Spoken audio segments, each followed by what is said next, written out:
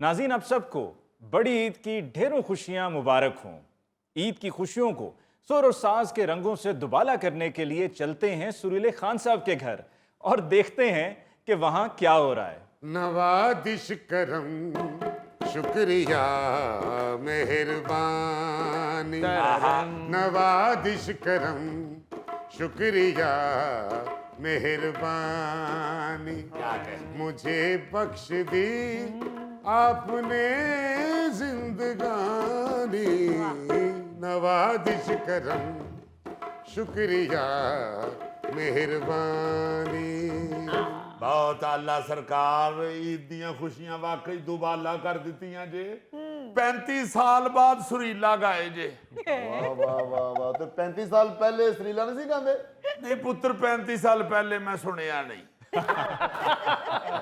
अलबत्ता बुजुर्गों को सुनिया कि बाबा जी भुट्टो दौर च चंगा गांदे सन। अच्छा जी। हाँ जी, फिर जिया दौर आ गया, ਉਹਦੇ ਚ ਜਦੋਂ ਕੋੜੇ ਵੱਜਣੇ ਸ਼ੁਰੂ ਹੋਏ ਤੇ ਬਾਬਾ ਜੀ ਨੇ ਗਾਣਾ ਹੀ ਛੱਡ ਦਿੱਤਾ।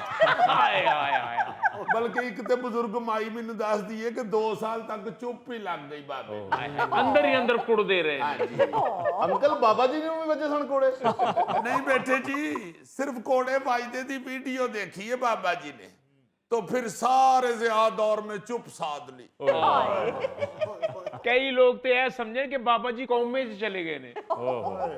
कुछ बुजुर्ग ये भी दसते ने कि नहीं, बिल्कुल ही चुप नहीं सन कीते, 2 साल बाद हूं हां करते रहे। वाह वाह वाह।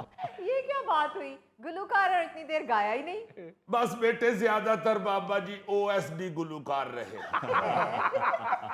और जिस तरह अफसर नहीं हो जाता ऑफिसर ऑन स्पेशल ड्यूटी, जी हाँ जी, इसी तरह बाबा जी भी गुलूकार ऑन स्पेशल ड्यूटी रहे। ਜਿੰਨਾ ਦਿਨਾਂ 'ਚ ਬਾਬਾ ਜੀ ਹੂੰ ਹਾਂ ਕਰਦੇ ਸਨ ਨਾ, ਕੋਲ ਅੱਧੇ ਅੱਧੇ ਸੀਟਾਂ ਦੇ ਢੇਰ ਹੁੰਦੇ ਸੀ। ਬਾਅਦ ਬੰਦੇ ਤੇ ਨਾ ਕੋਈ ਬੌਂਡ ਦੇ ਨੰਬਰ ਲੈਣ ਆ ਗਏ। अच्छा, अब ये जिक्र हुआ तो मैं पूछ रहा हूँ, बेगम साहिबा बाबा जी की क्या पर्दा कर चुकी है? हाँ जी, 18 साल हो गए हैं, पर्दा कर चुकी हैं। वैसे तो जिंदा भी थी तो इनसे पर्दा ही करती थी। बाबा जी उनके साथ बड़ी मोहब्बत करते थे। हाय हाय हाय हाय। ये जो मुज़ाकरात में पूछते हैं ना एक तरफा मोहब्बत के बारे में, जी जी। एक कदी बाबा जी को पुछन फिर उन्होंने समझ आ गई। अज तक भुले नहीं उन्होंने। हर ईद ते चाची होरां दा विआह वाला सूट कट के पांदे। और नाल देखो बूट ਉਹ ਪਾਉਂਦੇ ਨੇ ਜਿਹੜੇ ਆਪ ਇਹਨਾਂ ਨੇ ਵਿਆਹ ਵਾਲੇ ਦਿਨ ਪਾਏ ਸੀ। ਔਰ ਇਹਨਾਂ ਬੂਟਾਂ ਨੂੰ ਵੇਖ ਕੇ ਅੰਦਾਜ਼ਾ ਲਾ ਲਓ ਕਿ ਬਾਬਾ ਜੀ ਵਿਆਹ ਵਾਲੇ ਦਿਨ ਕਿੱਡੇ ਬੁਰੇ ਲੱਗੇ ਹੋਣਗੇ। ਤੇ ਬਾਬਾ ਜੀ ਜਿੱਦਣ ਆ ਸੂਟ ਪਾਉਂਦੇ ਨੇ ਨਾ, ਤੇ ਇਹਨਾਂ 'ਚ ਰੂਹ ਵੀ ਦਾਦੀ ਦੀ ਆ ਜਾਂਦੀ। ਉਸ ਦਿਨ ਘਰ ਝਾੜੂ ਵੀ ਐ ਹੀ ਦਿੰਦੇ ਨੇ, अच्छा, ਭਾਂਡੇ ਵੀ ਐ ਹੀ ਧੋਂਦੇ ਨੇ। ਕੋਈ ਦਰਵਾਜ਼ਾ ਖੜਕੇ ਤੇ ਪਰਦੇ 'ਚ ਉਹਦੇ ਨਿਕਲ ਕੇ ਕਹਿੰਦੇ ਨੇ ਕੌਣ? ਆ ਪੁੱਤਰ, ਆ ਮੇਰੀ ਡਰੈਸਿੰਗ ਨੂੰ ਗੱਲਾਂ ਕਰਦੇ ਹੋ, ਉਹ ਤੁਹਾਨੂੰ ਕੀ ਪਤਾ ਹੋਵੇ ਦੁਨੀਆ ਕਿੱਥੇ ਪਹੁੰਚ ਗਈ। वैसे माफ कीजिएगा बाबा जी, मैंने बहुत दुनिया घूमी है, लेकिन मैंने कभी किसी पागल अंग्रेज को भी सुर्ख सूट के साथ सफेद जूती पहने हुए नहीं देखा है। ਓਏ ਪੁੱਤਰ, ਬੰਦੇ ਨੂੰ ਵੱਖਰਾ ਨਜ਼ਰ ਆਉਣਾ ਚਾਹੀਦਾ। हाँ जी हाँ जी। और ਵੱਖਰੇ ਤੇ ऐसे नजर आते ने जिस फंक्शन ते भी जाते ने लोकी ਵੇਖਦੇ ਹੀ ਕਹਿ ਦਿੰਦੇ ਨੇ ਇਹਨਾਂ ਨੂੰ ਜ਼ਰਾ ਵੱਖਰਿਆਂ ਬਾਓ। मोहब्बत तो इतनी करते हैं चाची से, उनका सूट भी पहनते हैं, कमरे की कुंडी लगा के ना शीशे के सामने खड़े होके वो गालियां निकालते हैं जो इनकी बेगम इनको देती थी। अच्छा, ਐਵੇਂ ਸ਼ੌਕੀ ਨਾ ਕਰ ਭੂੰਡ ਖਾਂ। ਪੁੱਤਰੇ, ਚਾਚੀ ਇਹਨਾਂ ਦੀ ਮੇਰੇ ਨਾਲ ਇੰਨਾ ਪਿਆਰ ਕਰਦੀ ਸੀ, ਉਸ ਬਿਸ਼ਤਰ ਨੇ ਤੇ ਕਦੀ ਮੈਨੂੰ ਗਾਲ ਕੱਢੀ ਨਹੀਂ। ਅੱਜ ਵੀ ਮੈਂ ਸ਼ੀਸ਼ੇ ਦੇ ਸਾਹਮਣੇ ਖਲੋ ਕੇ ਉਹੋ ਹੀ ਗਾਣਾ ਗਾਣਾ ਵਾ, ਕਭੀ ਤੁਮਕੋ ਹਮਸੇ ਵੀ प्यार था तुम्हें याद हो के ना याद। और वो अगो कहती है नहीं याद। बाबा जी, और दूजा गाना भी तो सुनाओ ना, जेड़ा चाची जी बदलां च खलो के गांदे ने। सजन मेरे आ आ आ, सजन मेरे आ आ आ, गूंगे दी रमज़ नूं गूंगा जाने। पुत्र, मेरी बददुआ ना तू किसी दिन गुंगा हो जाना। यार आप लोग तो बाबा जी को बददुआएं देना शुरू हो गए हो। ईद का दिन है बाबा जी, आप सुनाएं जो सुना रहे थे। नवादिश करम शुक्रिया मेहरबानी, नवादिश करम शुक्रिया मेहरबानी, मुझे बख्श दी आपने जिंदगानी। एक्सक्यूज मी, उन्होंने तो जिंदगी बख्श दी, मगर आपने अगर हमारे बकरे की तरफ मैली आंख से देखा तो हमने नहीं बख्शना। पुत्र शुक्र करो मेरी वजह तो ਤੁਹਾਨੂੰ ਬੱਕਰਾ ਮਿਲ ਗਿਆ। ਜੇ ਤੁਸੀਂ ਮੰਡੀ ਇਕੱਲੇ ਜਾਂਦੇ ਤੇ ਤੁਸੀਂ ਮੰਡੀ ਚੋਂ ਇੰਜ ਜਾਣਾ ਸੀ ਜਿਵੇਂ ਇਸ ਦੁਨੀਆ 'ਚ ਸਿਕੰਦਰ ਗਿਆ। वाह। नहीं ये बात तो ठीक है, बाबा जी ने मेहनत तो बहुत की है।